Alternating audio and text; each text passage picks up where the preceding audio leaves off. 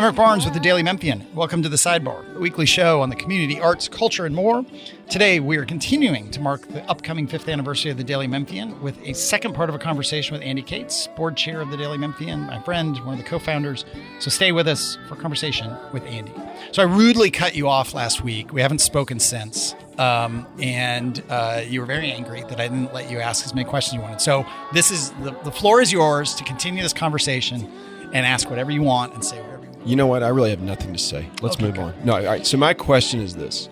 What other than we've both had including very recently, extraordinarily emotional, personal memories of including very early when we started with a close friend. Yep. And so taking away the human element and the specific dramatic, difficult moments personally. Right.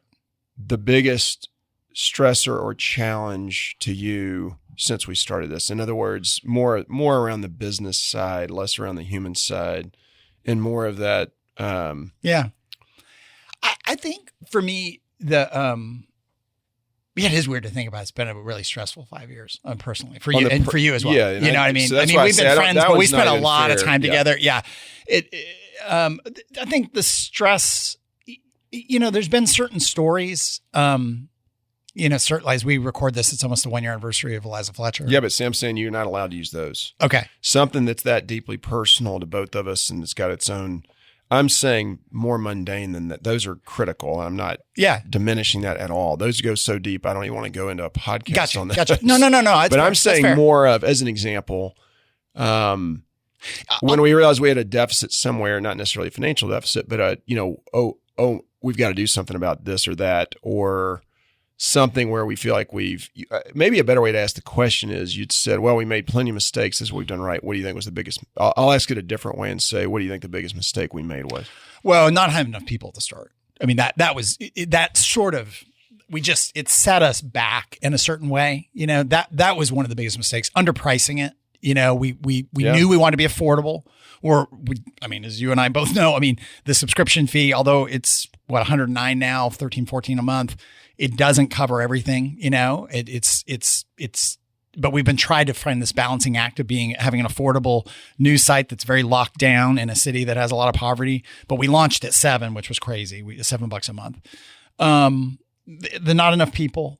I could go through a bunch of, dumb, misfire marketing plans or, things where we spent a bunch of time on a feature in the website that no one really wanted. And it was like a great Eric idea. Like, this would be so cool. Kevin Lipe, who moved on, was a great young man who did a lot of work with us early on. Used to be at the Flyer and Contemporary Media. He and I were the worst sometimes. We'd come up with great ideas and they were great and they still exist and are used every day on the site. And then we would just give the newsroom this cool feature and they would just be like, what am I going to do with that? Oh no, it'll be really cool. It'll be awesome. I remember one time, this is a great one, where I was trying to get the newsroom to do something.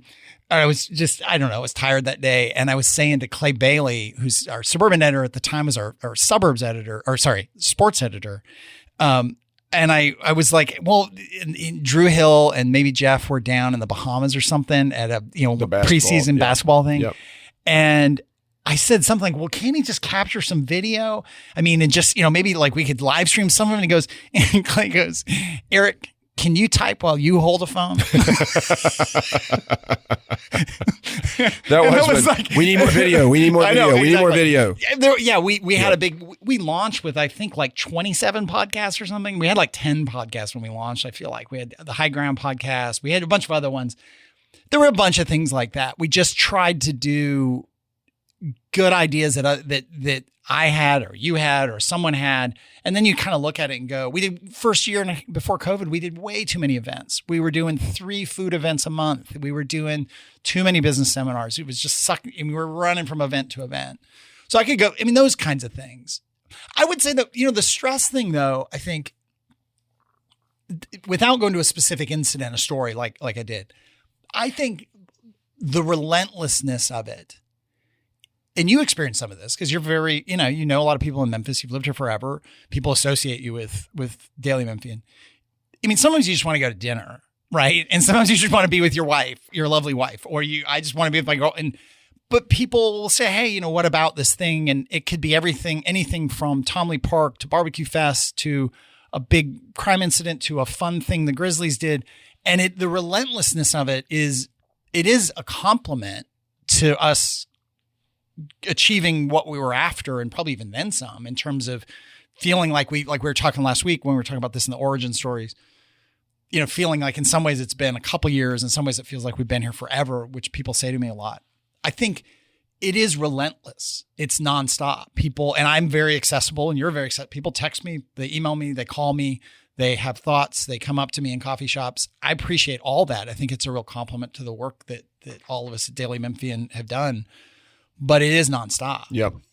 So I think that's how I took your first question. No, I think that is what I'm asking. I think it's the recognition of the burden that we asked for. Yeah. So not whining about it, but that makes sense. The question from Natalie, but it's related to this. For that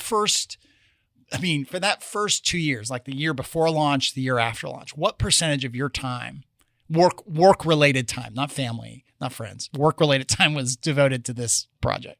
It had to be. A lot. It was it's just a big insane. number. No, it was, and I'm not whining about it. No. It was at least early on 50% of my day, but again, like everything, it depends on the week and the day. But frankly, it's kind of come back to that to some degree for different reasons. And but I do love it. I mean, I'm not the reason I'm not whining about it is I see it as an extraordinarily critical mission for all of us. I do enjoy it. I enjoy the people. I really appreciate you constantly, again, accepting everything I recommend and that we do with just nothing but a smile. I have an auto reply on my messages. It's like, oh, that's a great idea, Andy. Yes. I didn't know what a smiley emoji was until I got it from you on multiple occasions. I hate emojis. I know.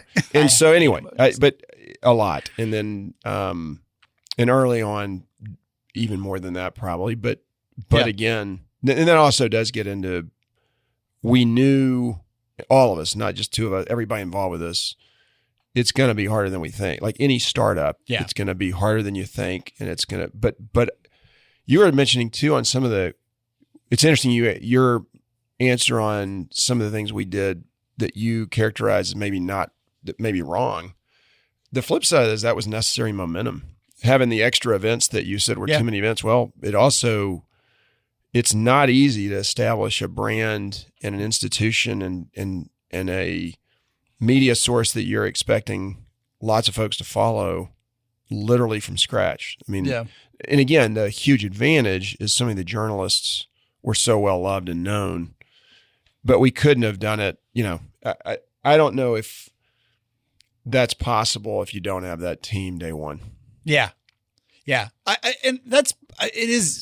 Again, like people they call you, from around the country because it's a national collapse of local news, right? I mean, it's like the numbers are, something like 2,500 papers that have gone under in the last 20 years. It's 20 or 30,000 like local journalists that have been laid off. It's basically a 90% reduction in the size of local newsrooms with rare exception. Take out New York Times, Washington Post, those are national, international newspapers. But with the exception of maybe Boston Globe, Minneapolis, Seattle, it's very few. It's about 90%. The CA is about 90% fewer people in Memphis than they were 20, 25 years ago. And that's across the board. So lots of people, there's all this kind of movement nationally that we'll talk maybe a little bit more about of what do you do? How do you respond to this collapse in local news? And so you and I, we researched a bunch of these people out there doing it, and then they start calling us and I go to conferences and stuff. And back to what you just said, one of the things I'll say to people is they weren't just, first and foremost, people like Calkins and Jennifer Biggs, may she rest in peace, were incredible journalists, but they were also brands. They brought their social media following over. They brought credibility. Bill Dries brought a lot of credibility. He's covered Memphis for, 40 years or something like that. Even behind the scenes, there was just a lot of people whose names that people maybe didn't know, but Tom Bailey, I think about, beloved, has since retired, and just so much respect for Tom having covered Memphis for 40 years that I just really emphasize that to people. We would not have been able to get as big and do what we did without that, because you couldn't do it with just a bunch of new people who didn't know Memphis. That was another smart thing we did. we said when we launched, the newsroom would be people who covered Memphis. And since then, in a good way, I think that's a good part of the evolution. It was both necessary, but it's good to get people from the outside and different perspectives and kids out of college who've never been to Memphis who cover things for us, but that was another smart thing we did at the start. But to be able to, get up to speed as quickly as possible. In terms, again, we're here talking to Andy Cates, who's the board chair and one of the co-founders of the Daily Memphian, as we move towards our 5th anniversary on September 17th. We talked to Andy last week much more about the origin story and how this happened. You can get that wherever you get your podcast. Go to WYXR, go to Daily Memphian. When you look, and we read some of the same stuff, you look at how things in terms of local news have changed over the last 5 years. What's your take? Are you surprised by any of it? Or are you? In what way? Just the state of the industry. I mean, I don't know. Is it? It's not better. No, I guess, the leading I'm surprised. Question. Well, I'm hesitant to answer the question because with any specificity, it would potentially include, an analysis of the peers, right? Yeah. I think. You kid with me. I'm not a huge social media guy. I follow it, and I really am not ignorant to it. I just don't. I'm not you're a bigger social media guy. Obviously, a ton of our journalists are. Right. So I'm not. I think where I am much more aware of all of what I'm going to say is traditional media's place is now I'm wildly more sensitive to social media's role in information gathering and sharing in our society, right? So, and I'm that way because obviously not only the traffic we generate from social media, but I'm just more sensitive to it overall. And also you mentioned folks sharing things, how much that we talk about that was, including a story today was referenced where social media just takes off, and I think in a really unhealthy way, but personally. Yeah. So I would say maybe my answer to that question is a greater recognition of what I'm going to say is an uncomfortable coexistence and balancing act between traditional media and social media, with the understanding that not all social media is bad. I'm not making that overly simplistic commentary, but that would be my biggest wake up call. And then on the positive of traditional media, the change I would say is no. Did I see us? I do think we can say with every significant piece of data that would be relevant, we are the paper of record right now. And I don't mean that arrogantly. And again, that comes with its own burden. But I did not necessarily foresee that happening this quickly, and then to still have a legacy newspaper still around. Yeah. That I wouldn't have projected that. It is an interesting thing. I mean, I say it whenever I'm talking to people out of the market, like, Memphis is not a news desert. There's a lot of news deserts around the country. And actually Memphis has and it speaks well of Memphis, we can be hard on Memphis, but that there are 2 daily papers. And the CA is greatly, 90%, 10% of what it was 25 years ago. But Mark Russell and the folks that are over there do really good work, having been dealt a very terrible hand by ownership.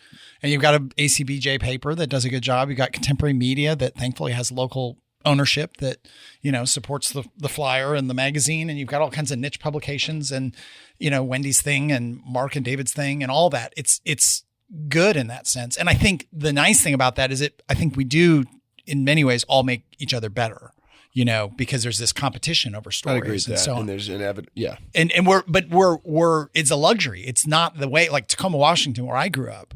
I mean, it's a former McClatchy paper. I mean, they're down to, it's under 10 people.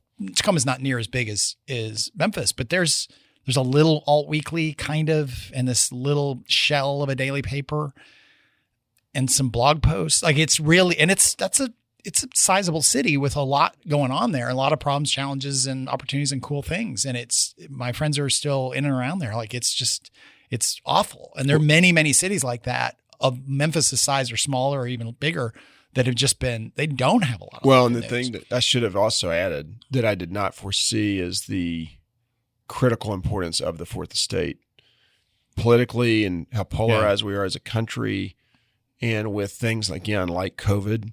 Yeah. All of that is only, to me, emphasized in massive ways how much we need the Fourth Estate. Yeah.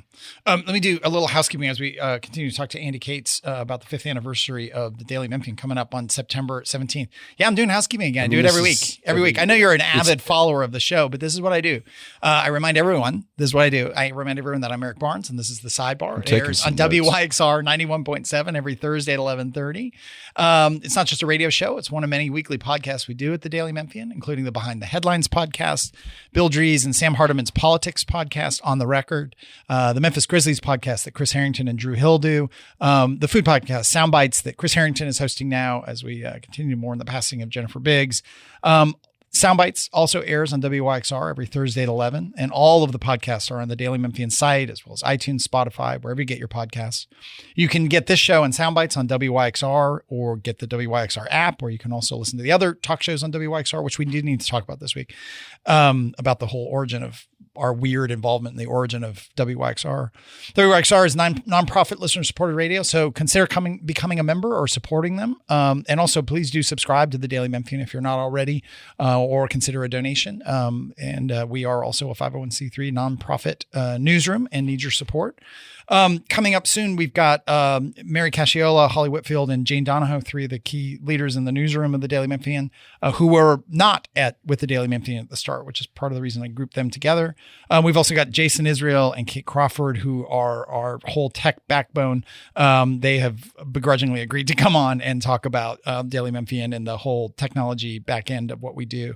We recently had, or it's really probably 2 months ago now, we had Otis Sanford on talking about the state of the evolution of local news. Jeff Calkins came on, talked some about our 5th anniversary. We talked a lot about Jennifer. He also talked about, what is the music he listens to? James Taylor, the line. What was his line? his whole, this was Jeff Calkins, his whole experience of music is, it really began with James Taylor and it really ended with James Taylor. I've seen him like 12 times. I don't know. He was just like that. That was a very. But I get that there are not a lot of music options in Memphis historically or otherwise. So I can see why he would want to just stick to James Taylor. And James Taylor's only. Very Memphis vibe. Very Memphis very. vibe. And then last week we had Andy on in the first part of this conversation, but before that we had Dan Conaway on, who is not just a columnist for us, but also did a lot of the branding, really most of the branding. I was going to say more than the launch. Yeah, I know he's going to yell at me again. Mentioned Behind the Headlines and really also in Daily Memphian, we're doing a ton of coverage of the mayor's race. We're doing profiles of all the candidates. We did a big candidate questionnaire that's on the site. We've also been doing interviews on Behind the Headlines that we do with the good folks over at WKNO. We have so far done Michelle McKissick, J.W. Gibson, Van Turner, Karen Camper, Paul Young. By the time this airs, we'll have done Willie Harrington, former Mayor Harrington, I think. And coming up soon is Floyd Bonner, but we're going to get to all of them is the plan. And Bill or Sam have also done interviews on the record with many of the candidates. Sam has been doing the ones with the candidates. So please go to the Daily Memphian. It's election day is October 5th. Early voting starts September 15th. So it's an incredibly important election, and we're doing all we can to cover it as well as we can. But we're still here with Andy with about 10 minutes left. I think one of the things, this will just sound so arrogant but it is weird to me. And this is more an observation than high-fiving and run around, is that when we launched 5 years ago in September, it was in the face of this incredible downturn and cuts in local news that really haven't stopped. And we are now the second biggest, other than Baltimore Banner, which we talked to those folks a bunch, and they launched a local nonprofit, subscription first, advertising, run it like a business, even though you're a nonprofit, local newsroom in Baltimore. And they've got a newsroom of 75 or 80 or something like that now, over 100 total employees. So they are bigger than us. And they launched a year and a half ago. There haven't been big, comprehensive local news sites that have launched in the last 5 years. That's the only other one. There are lots of niche sites. The Houston Landing. But they're not comprehensive. I'm not even judging what they do. I think they would claim to be, or claim that that's their intent. I think so.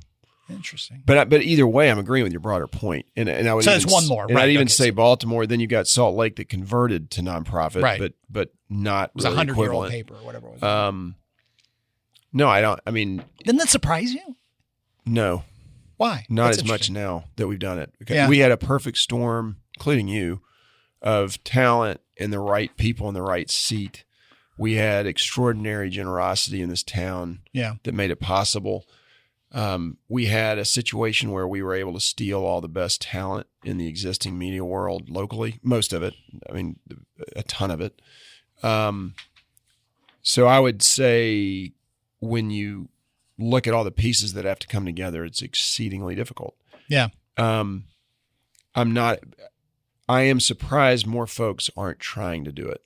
Okay. That's probably a better way to say it. And I am worried. I mean, we obviously want Baltimore to win, but they have an incredibly difficult challenge ahead of them as well. Yeah.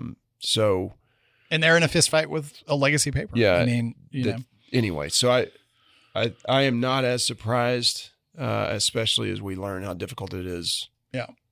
On our own battle. Yeah. I mentioned WYXR. So how that came about? I remember it well. All right. Okay. So how did WYXR come about? It literally was David Rudd, president of U of M, and we were discussing other issues around journalism, including the Institute, but more other issues. And he said, come over for breakfast. And he brought up that they needed an answer on their radio station. WUMR, right? Is that what it was? Yeah, WUMR. Yeah. And that the alternative was they were going to have to shut it down, but that it was a federal license that clearly had value to the community. He was sensitive, obviously, to the existing listenership and the existing team, but he said, we can't sustain this. Would Daily Memphian have an interest? And then you and I knew from my brother and Todd Richardson at Crosstown, they had talked forever about whether that was satellite or some other type of radio. And I remember calling you and I told him, I said, I think there is absolutely interest. And the short answer is yes, let's pursue it with you. Then that led to talking to you, I talked to my brother, talked to Todd. They, of course, our idea was let's do it at, house it at Crosstown, right, which made tons of sense. And then Robbie was their idea, and Robbie's been unbelievable and was Robbie Grant, who's the executive director. Has been an insanely talented director. And the other thing I loved about the Robbie thing is that was Todd, I think, gets credit for sucking Robbie in, right? I think so. It certainly wasn't me. I don't know if it's you, but no, I think I remember somebody mentioned it to me. I was like, oh, that's if you can get Robbie to consult. So I think because he was originally a consultant and then he became full-time. So Todd Richards, that was what I was going to say that I got a kick out of it. I remember going to the meetings, and then you got more involved with it later than I did. And but initially going to all these meetings with Robbie, who I liked but didn't know. And he continually said, well, I can't do this, but I'm going to help. I'm going to help. And you knew you had it. I knew, I was like, oh, he's dead. We're going to totally get him because he was totally addicted to the vision of it, was passionate about it. Yeah. And then every one of us knew, like, he was the person that he's going to go be on the search. And we're like, that's great. You go knock yourself out on the search. Yeah, I did a bunch of those calls. Like the candidates. Anyway, he'd appreciate the comparison if he was Dick Cheney doing the VP search. Exactly. So they're so similar as people. So similar. And then getting Jared involved, which was also just amazing. Huge. Who had been on our staff. Yeah, it was a loss, but it was still. I tell that story too much, but I was sitting in Crosstown where I work a lot and where I live upstairs, and Jared came over. He was in there and he was working for us as a reporter at Daily Memphian. And he came over and he goes, hey, so, and from managing people for so long, the hey conversation. Can we talk? There's the can we talk conversation is always I'm quitting. I mean, that's always what it is.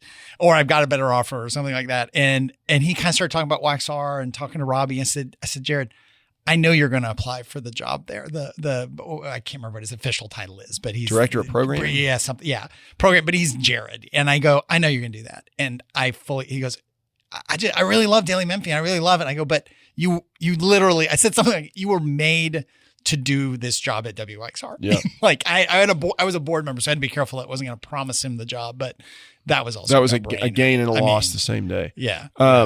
No, but it's a great story, and it's fabulous what they're doing. Yeah, it's great. It's pretty incredible. And they're coming up on 2 years or 3 years, which is, I think it might be 3 years. Oh, because man, they launched I was going to say 2.